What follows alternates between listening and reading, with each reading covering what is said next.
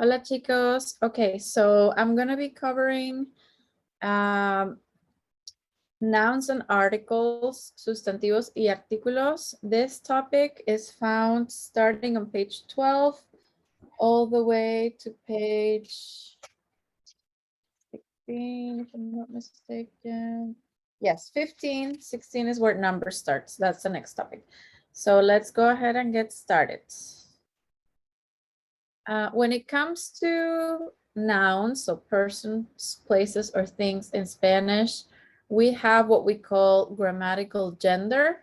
So if it's a living thing, it's more obvious to tell if it's male or female, but if it's a non-living thing, it's not that obvious, but we still categorize things as male or female. It could be a table, it could be a telephone, it could be a chair, it doesn't matter. All things living or non-living, or all nouns living or non-living, we categorize them by gender. Some things are neutral, but most are either masculine or feminine. So here, as you can see on the screen, I have two categories, masculino y femenino. The word género means gender. So here we're talking about grammatical gender when we're talking about things that are not alive. But let's look first at living things. So on the first chart under masculino, you have the word for man, which is hombre. So we say that's obviously masculine. That's a masculine noun because it refers to a man. So el hombre is a masculine noun. Now, if we're talking about a woman on the other side, the noun is considered feminine. So we say la mujer. So I'm drawing the arrow there so you can see what I'm talking about. The first one, el hombre, that's a masculine noun. And the next one, la mujer, that's a feminine noun. El hombre y la mujer. Okay, so let's continue going over the list. For masculino, one way that you can tell if a noun is masculine is by looking, or masculine or feminine, is looking at the end. Generally speaking, masculine nouns will end with O. So for example, here, the first example is abuelo, el abuelo. That means the grandfather or the grandpa. And then for feminine nouns, they will generally end with an A, with A. So here, la abuela, that's the grandmother or the grandma. Okay, so el abuelo, grandpa, la abuela, grandma. A few more examples of nouns that end with O. El chico, the boy. El pasajero, the passenger. And then a couple more examples of nouns that end with A for living things. La chica, the girl. La pasajera, the passenger, female passenger. Okay, so you see O, O, O, A, A, A.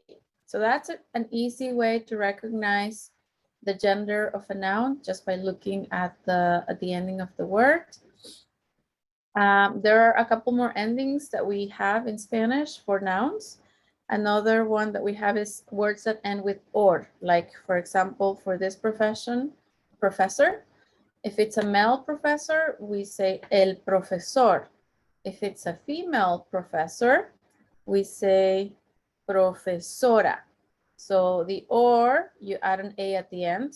So you do not replace the O, you just add an A in addition to the or. So it's hora, profesora. So for example, me, yo soy la profesora Vinces. I am Professor Vinces. But in Spanish, it's not profesor, but profesora because I'm female. Okay, and then for driver, the word, it also ends with or if it's about a male driver. Conductor, el conductor. But if it's a female driver, we would say la conductora. Okay, so same thing as profesor becomes profesora, conductor becomes conductora.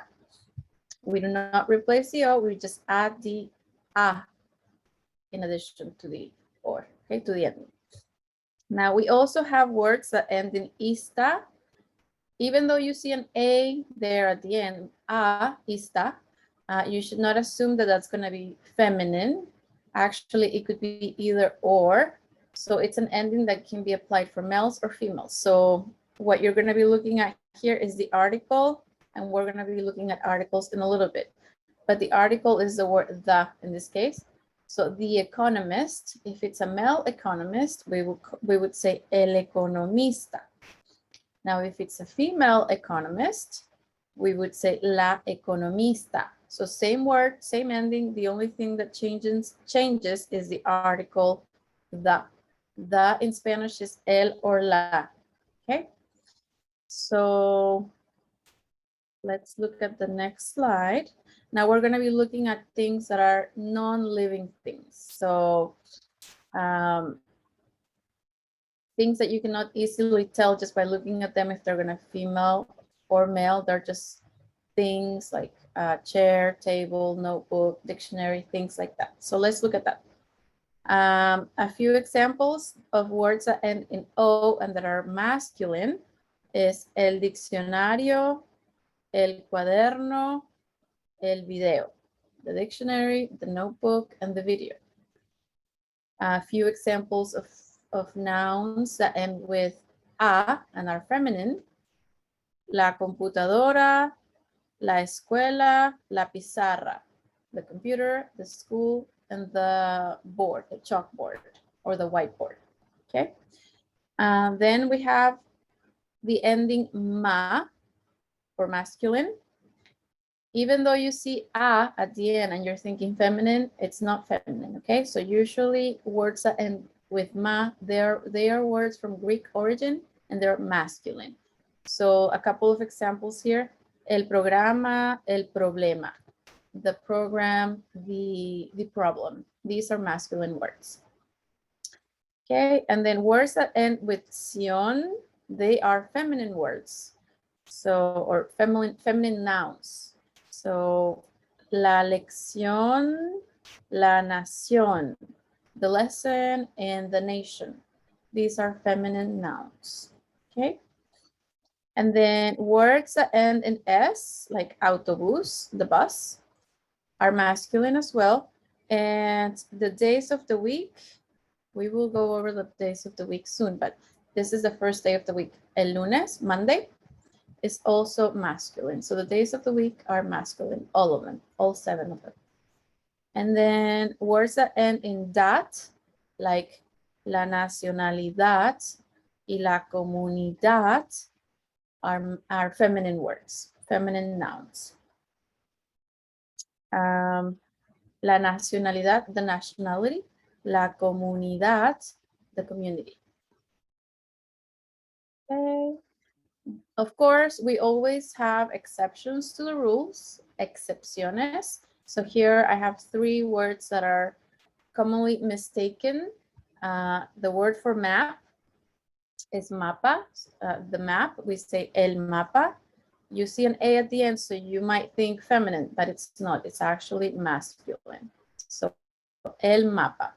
And the word for hand is mano. It ends with an O, so you would think masculine, but it's actually feminine. So we say la mano. And then the word for day, like the day of the week, is día, ends with an A. You would think feminine, but it's actually masculine. So we say el día. We have 7 días de la semana, 7 days of the week. Okay, now what happens if we're looking at the numbers? So one thing or more than one thing. So singular or plural, singular or plural. So if we're talking about grandpa, just one, the word is el abuelo. But if we're talking about 2 grandpas, we would say los abuelos. So what do? We just simply add an S to make it plural, to pluralize it. El abuelo, 1 person. Los abuelos, 2 or more. Okay, plural. If we're talking about grandma, la abuela. If it's 2 grandmas, las abuelas. Again, we just simply add an S. Okay, now That's easy if the word ends in O or A, you just add an S. But if it doesn't end in O or A, but it ends in a consonant, then you actually have to add ES, so ES. So the word for tree is el árbol. So now if you want to say the trees, there's more than one, plural, you add ES. So los árboles, árboles, so the trees, okay? If the word ends in R, for example, another consonant, not O or A, you again have to add ES, ES. El ascensor, that means elevator. So the elevators, more than one, los ascensores, los ascensores. Los árboles, los ascensores. Okay, next one is the word raíz, la raíz, that means the root. So like the root of the word or the root of the plant, whatever. If you're talking about more than one root, the roots, now you have to do two things. Add ES like you did before with consonants, but also you're gonna switch that Z to a C. So CES, not ZES. So this is something that it's a pattern that words that end with Z will follow. You have to switch the Z to C, okay?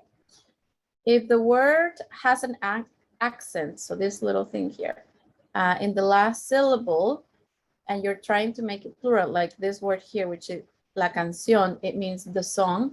If you're trying to make it plural, you're gonna lose the accent and then add the ES.